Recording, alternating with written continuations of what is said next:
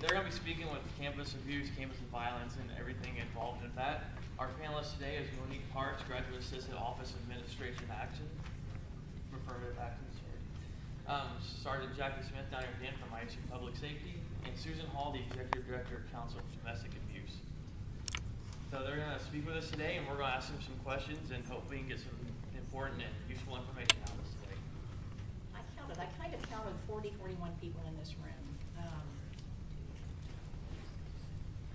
Front row, would you stand up? Turn around, please.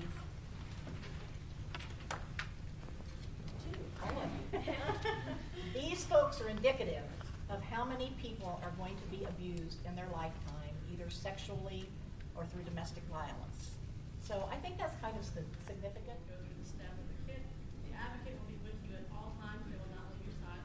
Anything you need, any questions that you have, the advocate will be there to help you out. The kit be completed. Our number is 812-237-8954, and our email, our website is www.indstate.edu/AAU. On this website, we have a whole lot of information over sexual harassment. And they're having relationships younger. We're seeing all of that, which is why CODA now is in schools in the 6th grade, teaching choose respect. So it's all centered around respecting myself, respecting other people. So we've seen a big jump in that. Our shelter has been more than full this year, and our transitional housing facility, we have 10 apartments there where people can stay for up to 2 years, men or women both, with their families, while they become self-sufficient and try to break away from that cycle of violence. And for the first time since we built the transitional units about 12 years ago, our apartments are full. So yes, we've seen a trend increasing.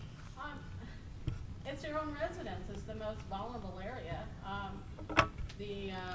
Most of our calls, whether it be domestic or sexual assaults, end up being at the victim's residence or the suspect's residence. It's not any place else. We never, ever, ever had someone that was actually raped out in the parking lot or by an unknown suspect.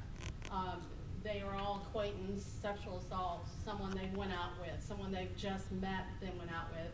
Or even, believe it or not, we've had someone, it was a young lady that had a boyfriend, and they've been together for like 6 months, and all of a sudden he wanted other sexual favors done that she didn't want to do. Well, then after she said no, that's rape.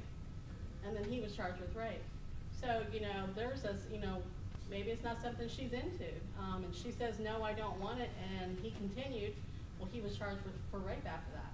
Because it's someone on our college campus. Besides the alcohol, we probably all do that, but too many things can go in those drinks when you're not paying attention. So pay attention to where you put your drinks, even in your dorm rooms. For students, I think that's due to, like I said, lack of education, and just being excited to come to college campus and be away from your parents, and then you're able to go out and have a good time. I think that you don't have the education to know what can happen at a party, like Sue was saying, that they put things in your drink, and you lay your drink down, and then you go back and pick it up, or someone's holding it for you, then they slip something in your drink.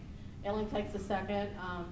We always tell everybody, it's, make sure if you're given a cup of drink and you go to the restroom, have someone hold it, throw it away when you come back, because it's probably going to be something in it. We really highly suggest that you don't drink out of cups, because they could have also tainted the beverage in whatever it's in a cooler or whatever it is. If it's not something, it's just from a keg or just a regular bottle that you have brought yourself. So it's a big, it's a big thing to be very careful.